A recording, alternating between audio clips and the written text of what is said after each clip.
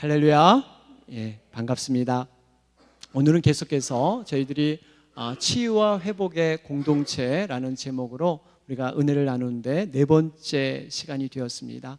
오늘은 특별히 이 사무엘상 1장 말씀을 가지고 여러분들과 함께 은혜를 나누고자 합니다. 이 시간은 우리 1장의 전반부를 원통함을 기회로라는 제목으로 함께 나누면서요, 우리 다음 주에 성찬식이 있고요, 그 다음 주에 이어서 한나의 기도에 대해서 우리가 이 1장 말씀을 가지고 여러분과 이렇게 나누어서 은혜를 같이 함께 하기를 원합니다. 오늘은 제가 설교를 시작하면서 이야기를 하나 드리면서 설교를 열고자 합니다. 고등학교 때부터 아주 친한 친구였던 4명의 대학생들이 있었습니다. 굉장히 잘하는 사이라서 조그만 아파트를 얻어서 함께 생활을 하면서 공부를 했습니다. 하루는 그 4명의 친구 가운데 한 명의 친구가 생일이 되었습니다. 그런데 공교롭게 내일 중요한 시험이 있었어요. 그래서 나름대로 생일 파티를 하면서 이렇게 자제하려고 많이 애를 썼습니다. 그럼에도 불구하고 이 젊다 보니까 이 자제를 하지 못해서 그만 저녁 늦게까지 술을 많이 마시게 되었습니다. 다음 날 자명종을 맞춰놓고 일찍 일어나서 좀 공부를 하자, 그렇게 시험을 좀 그래도 준비해야 되지 않을까 하면서 일찍 시간을 맞춰놨습니다. 그런데 웬걸 그 소리를 아무도 못 듣고 오히려 시험 공부를 하려고 일찍 일어나려고 했는데 시험 시간까지 놓쳐서 결국 시험을 보지 못하는 지경에 이르게 됩니다. 난감했습니다. 어떻게 이것을 해야 될까? 참 고민하는 가운데 교수님을 찾아갔습니다. 교수님한테 이렇게 얘기를 했어요. 교수님, 사실은 저희가 이 공부를 열심히 다 준비를 했는데 학교에 오다 보니까 이 차를 타고 오는데 이 자동차가 그만 이 펑크가 났습니다. 그래서 사실 이 시험 시간에 맞추지 못해서 이렇게 시험을 못 봤습니다. 죄송하지만 다른 날 저에게 좀 기회를 주시면 저희가 시험을 좀 임할 수 있도록 그런 기회를 주시면 감사하겠습니다. 이런 고백을 했어요. 그랬더니 교수님께서 한참 동안 고민을 하셨습니다. 그러더니 그러면 다음 날 시험을 볼 수 있도록 그렇게 하겠다 하면서 배려해 주셨습니다. 그 네 친구들은 열심히 밤새도록 공부를 했습니다. 이것이 기회다. 그러면서 일명 벼락치기라 그러죠. 그냥 아주 그냥 순간적으로 암기를 해서 이렇게 시험 준비를 많이 했습니다. 다음날 시험 시간이 됐어요. 이 네 사람이 각기 다른 방송으로 이렇게 들어가서 시험 문제를 받았습니다. 시험 문제는 2문제였습니다. 첫 번째 문제는 배점이 10점이었습니다. 그 10점을 이렇게 보니까 공부한 내용이 나왔던 거예요. 그래서 아주 열심히 빼곡히 아주 잘 적었습니다. 그러면서 이제 두 번째 문제를 보는데 그 두 번째 문제가 90점이에요.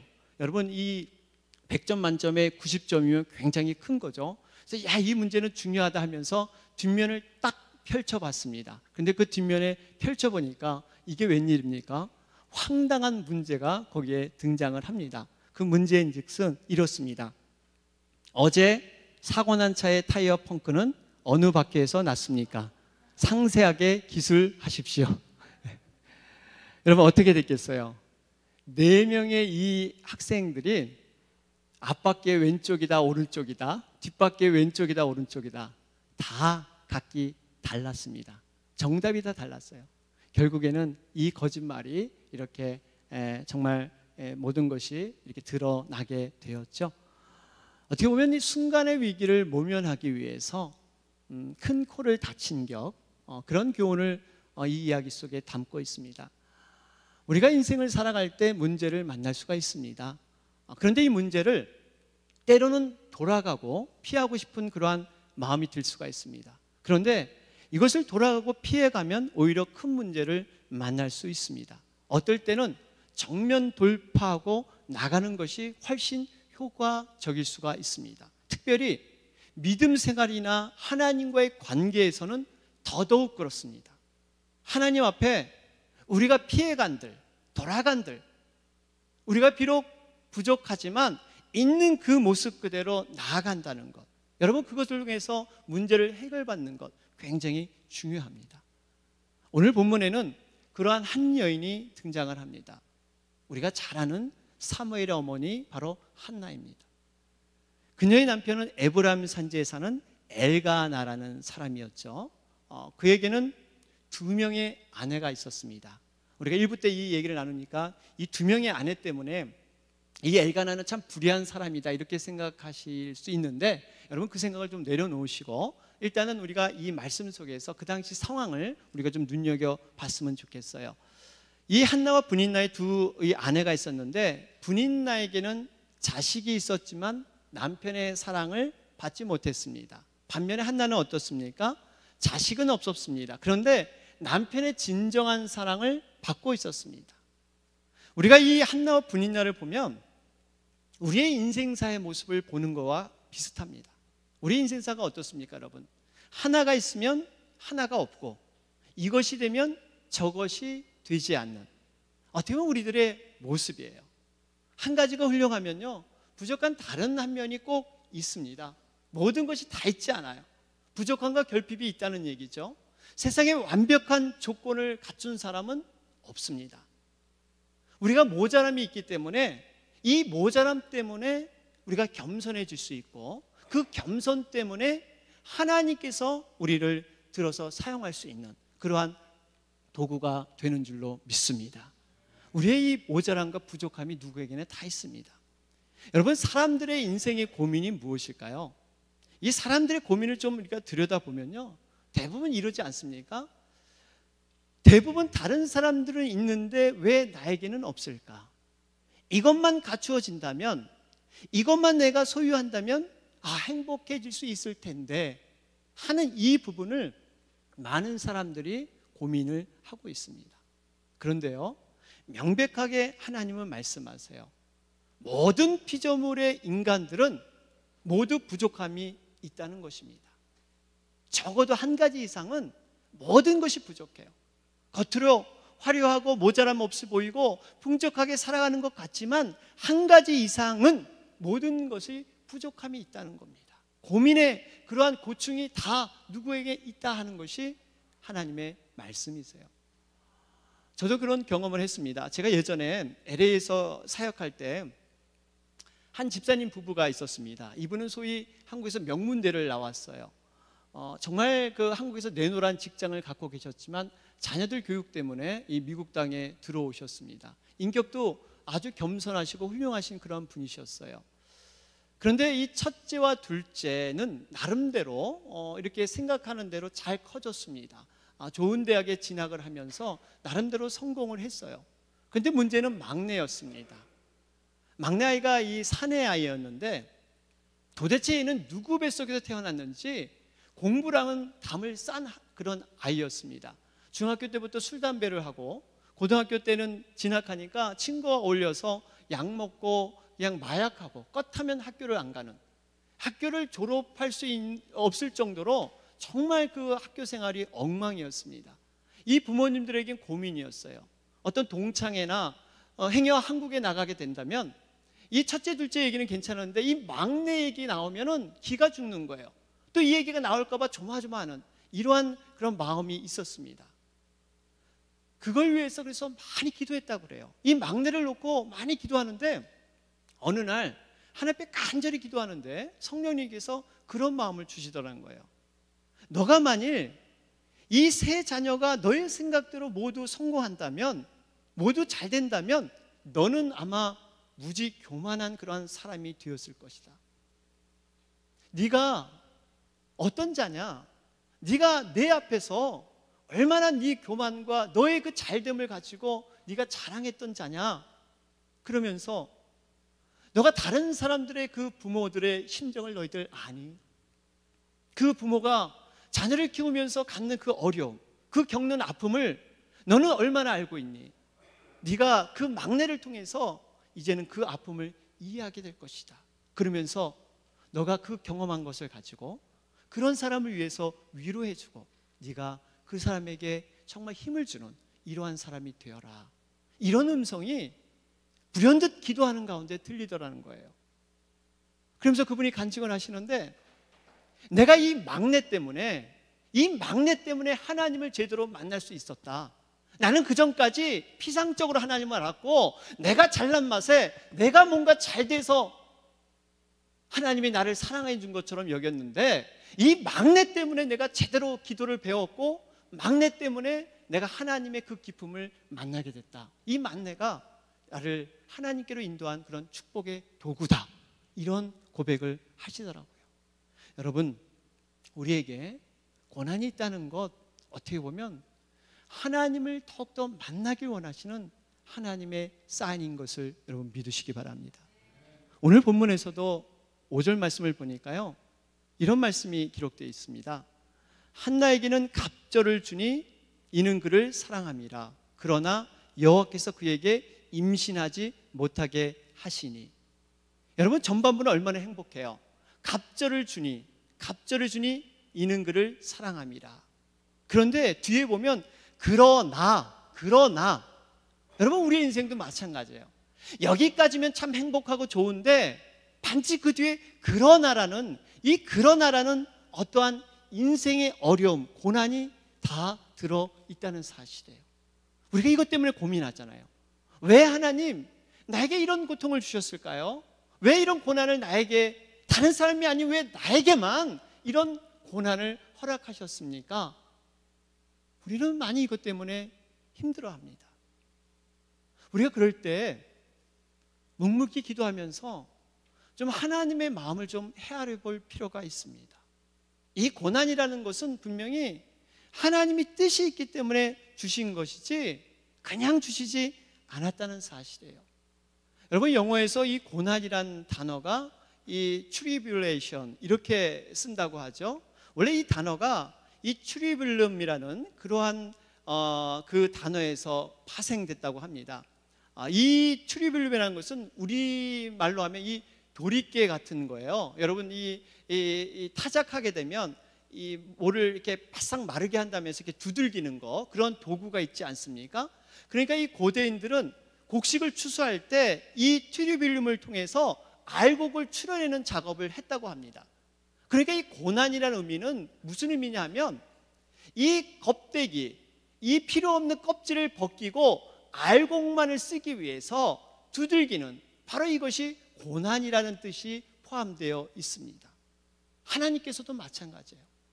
우리가 하나님이 쓰시기에 합당한 모습으로 우리가 성장하고 변화되어야 되는데 우리 스스로 안 되니까 하나님께서 때로는 고난이라는 그러한 도구를 우리에게 허락하십니다. 전도서 7장 14절에 분명히 기록되어 있잖아요. 형통한 날에는 기뻐하고 공고한 날에는 되돌아보아라. 이 두 가지를 하나님이 병행해 가사 사람이 그의 장래일을 능히 헤아려 알지 못하게 하셨느니라. 제가 참 이 말씀 자주 인용하고요, 굉장히 좋아하는 말씀입니다. 우리가 형통한 날, 이날만 있지 않습니다. 이날은 우리가 즐기고 기뻐해야죠. 그러나 공고한 날이 올 때는 되돌아보라는 거예요. 이 되돌아보면 어떤 것이겠습니까? 하나님 앞에 기도하는 거예요. 하나님 앞에 더욱더 기쁨으로 나가는 것입니다.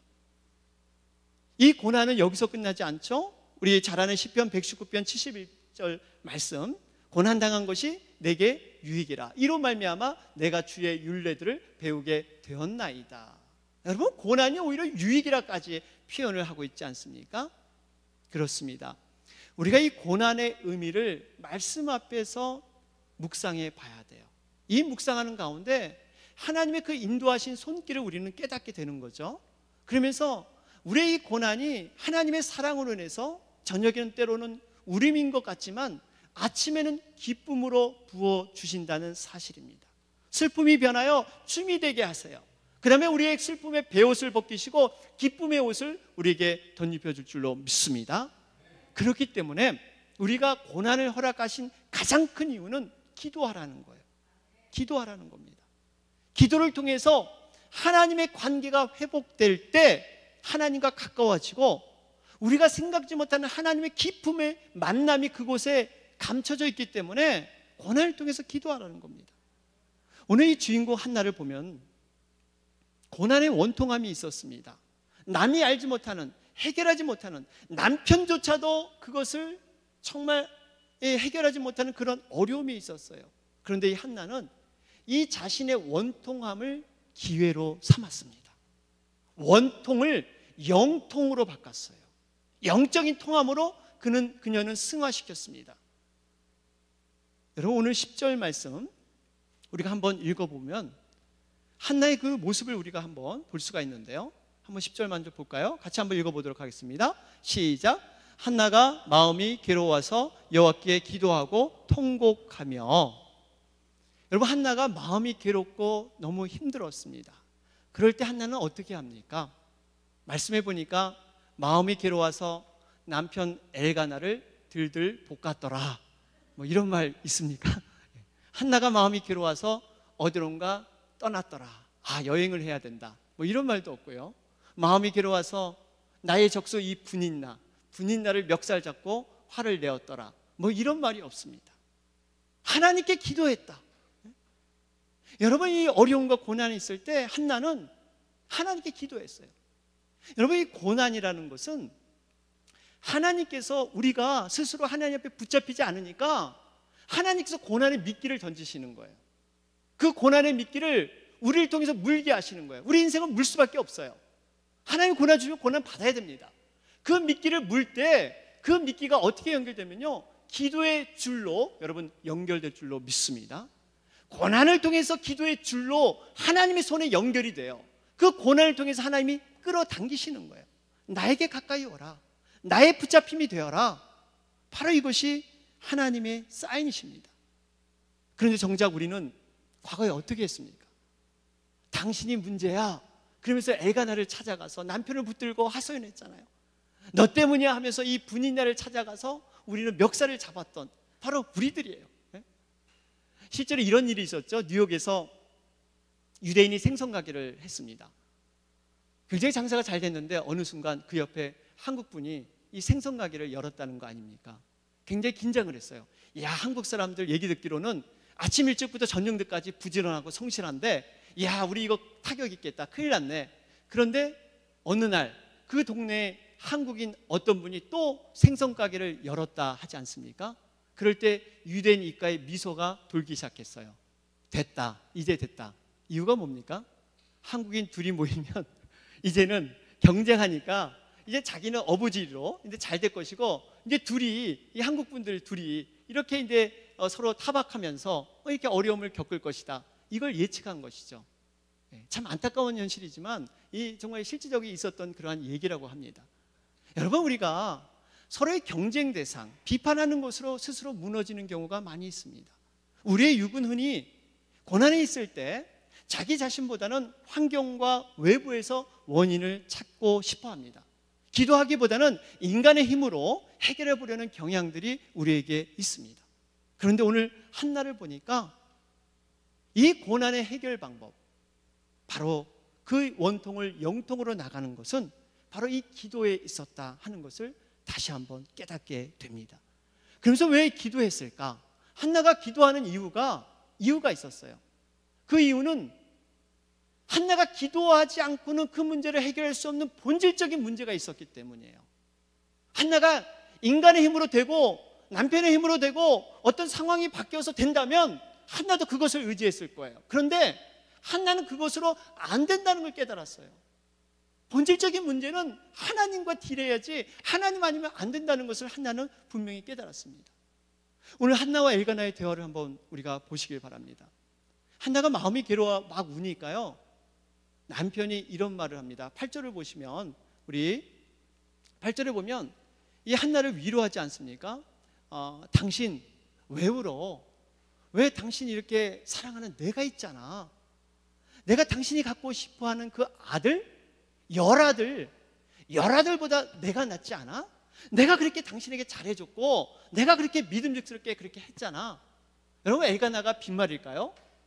여러분, 이 정도의 남편을 만약에 옆에 모시고 사신다면 여러분 행복하신 줄 믿습니다. 얼마나 평상시에 잘했어요. 열아들, 당신이 바로 열아들보다 내가 잘하고 있잖아, 나를 봐, 위로받아. 여러분, 이것이 엘가나의 위로의 말입니다. 격려의 말이에요. 여러분, 제가 우연히 그 컬럼을 보니까 참 이 그 부부간의 이 남자와 여자의 그 차이를 실현하는데 참 동감이 가더라고요. 어떤 분이냐면 이분은 그 보석상을 운영하는 분이셨습니다. 그분이 컬럼을 쓰셨는데 한 부부가 이 보석상 쇼 윈도를 앞을 지나갈까 말까 서성이다가 아내분이 예쁜 반지에 눈을 계속 담더라는 겁니다. 그 반지를 계속 뚫어지게 이렇게 쳐다보고 있었다고 합니다. 그랬더니 그 남편이 탁 하는 말이, 야, 우리 상황이 어떤데 저걸 살려고 그래? 그러면서 썽을 내더니 남편이 툭 가버리다는 거예요. 그 여자분이 근데 그 마지못해 이제 뒤를 쫓아가면서 그 장면을 이제 쇼 윈도를 통해서 이 주인, 보석상 주인이 이렇게 봤다고 합니다. 그러면서 그분이 이 남자와 여자의 그 차이를 이렇게 해석을 이렇게 적용했는데 참 의미가 있어요. 사실 이 여자분이, 이 아내된 분이 이 반지를 정말 사고 싶어서, 당장 사고 싶어서 그렇게 한 행동이 아니라는 겁니다. 지금 이 아내도 이 가정 환경이 너무 어려운 줄 알아요. 지금 우리 형편에 저 비싼 보석을 살 수 없다는 걸 너무나 잘 알고 있습니다. 그럼에도 불구하고 여자이기 때문에 그저 관심을 보였던 그 모습뿐이라는 거예요. 우리 여자분들 이 아이 쇼핑이라는 거 하죠. 아이 쇼핑. 저는 별로 아이 쇼핑 안 좋아하는데요. 왜 사지 않을 거면 이렇게 맨날 돌아다니면서 보기만 하면 뭐예요? 사야 되는데. 사진 않으면서 아이 쇼핑. 여자분들 그런 거 많이 합니다. 그리고 여러분, 이 여자분들이요, 이 뇌구조와 남자 뇌구조가 틀리다 그러죠. 여자분들은 그냥 대화하길 원해요. 들어주기만을 원합니다. 그래서 어떤 얘기를 많이 하죠. 그래서 수다라는 것은 여자분들은 성립되는데 남자분들은 성립이 안 돼요. 이 수다, 그냥 대화하는 거예요. 서로 들어주는 거예요. 근데 남자분들의 뇌구조는요, 그 얘기를 듣게 되면 이것을 내가 해결해야 된다는 의무감과 그러한 책임을 느끼게 되는 거예요. 여러분, 남편들에게 말을 잘 하셔야 돼요. 무슨 얘기를 그냥 들어만 주면 되고 그래 하면 되는데, 남편분들이 들으면 이거 내가 해결해야지, 이렇게 되는 거예요. 그러니까 이 지금 여자분은 아무 생각 없이 했지만 그 마음이 남편에게 전달되면서 이걸 사줘야 된다는 이 책임감, 이 프레셔가 남편에게 있는 겁니다. 그러면서 남편이 한마디를 던졌죠. 우리 형편에 이걸 어떻게 사? 이거 지금 살 수 있어? 그리고 가버린 거예요.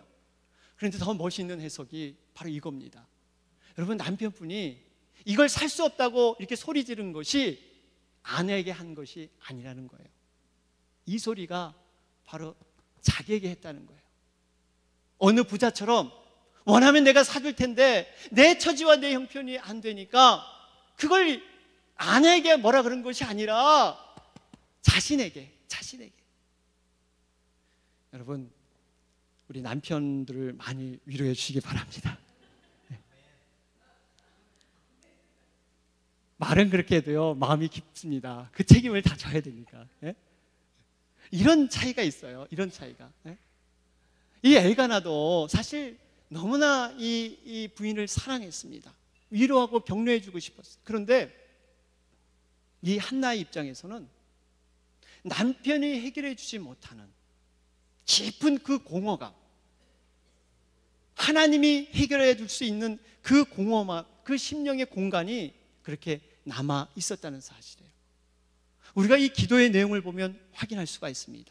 우리 본문 10절과 11절을 우리가 말씀을 보면요, 그 말씀을 좀 읽어보면, 한나가 마음이 괴로워서 여호와께 기도하고 통곡하며 서원하여 이르되, 만군의 여호와여, 만일 주의 여종의 고통을 돌보시고 나를 생각하사 주의 여종을 잊지 아니하시고 주의 여종에게 아들을 주시면 내가 그의 평생에 그를 여호와께 드리고 삭도를 그의 머리에 대지 아니하겠나이다.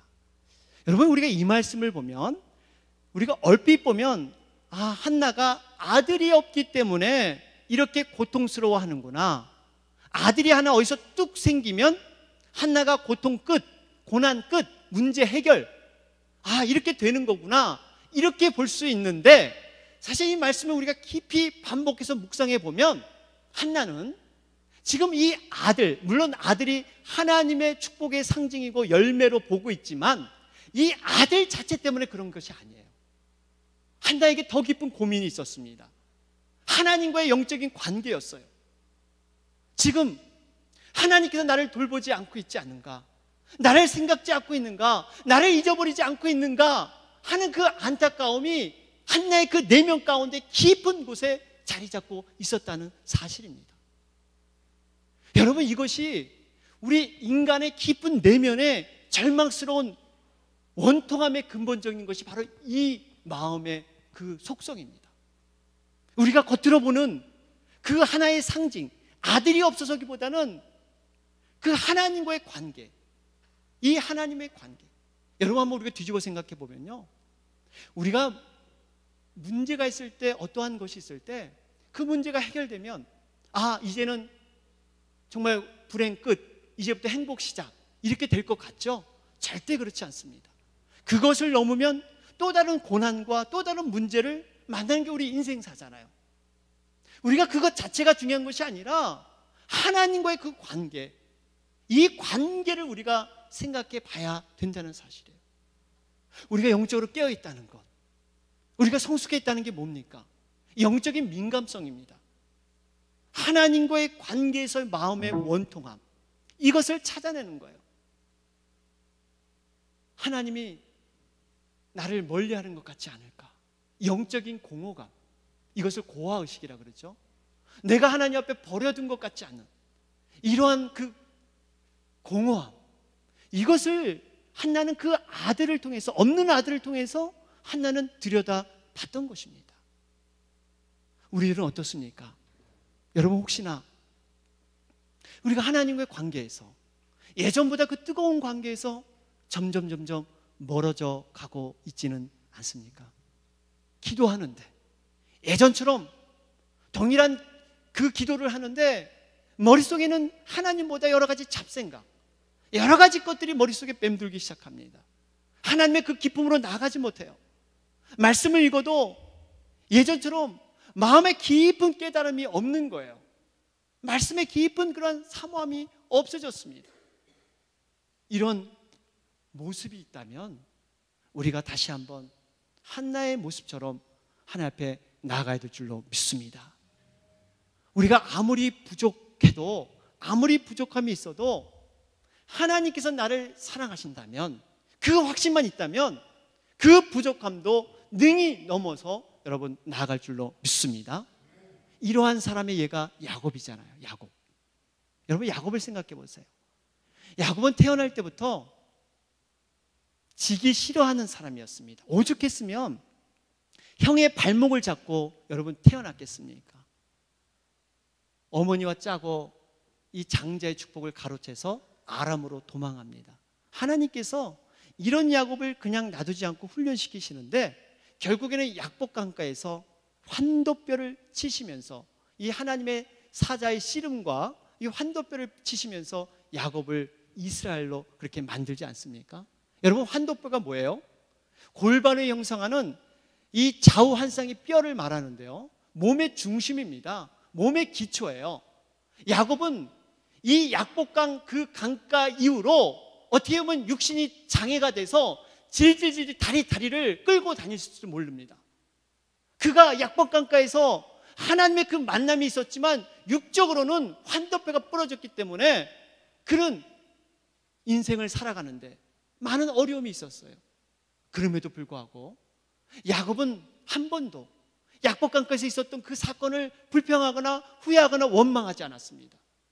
하나님의 그 만남, 하나님의 그 회복, 하나님의 기쁨이 있었기 때문에 야곱은 말할 수 없는 그 내적인 충족감이 있었기 때문에 육적인 그러한 어려움도 능히 이겨나갈 수 있었다는 사실입니다. 사랑하는 여러분, 우리는 지금 어떤 일로, 어떤 상황에 원통해하고 있습니까? 한나는 이 땅에서의 원통함을 인간적으로 해결하기보다는 기도로 하나님께 나아갔습니다.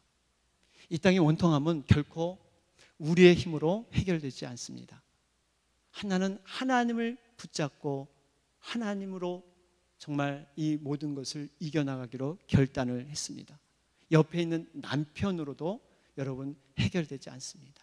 옆에서 괴롭히는 분인나를 우리가 갖고 해결하려고 해도 해결되지 않습니다. 오로지 하나님의 성전에 올라서 기도의 씨름, 이 씨름을 가지고 한나는 해결했던 것입니다. 그럴 때 하나님께서 영적인 민감함을 우리에게 허락하실 줄로 믿습니다. 단순히 아들이 없어서, 처음에는 아들이 없어서 이 땅의 원통함 때문에 기도했지만 그 원통함이 이 땅의 것으로 끝나는 것이 아니라 하나님의 영통으로 들어가게 하는, 기도의 기쁨으로 들어가게 하는 그러한 관문이 되었다는 사실입니다. 크리스찬은 어떤 사람이 크리스찬입니까? 하나님께서 나와 함께 동행해야만 마음이 편한 사람, 행복한 사람, 이런 사람이 크리스찬이에요. 하나님과 동행하지 않으면 불안할 수밖에 없는 것이 크리스찬의 모습입니다. 사랑하는 여러분, 우리가 조금이라도 예전보다 하나님과 떨어져 있다면 다시 한번 하나님을 붙잡는 그 자리에 다시 한번 무릎으로 나아가는 여러분과 제가 되길 주님의 이름으로 축원합니다. 아멘.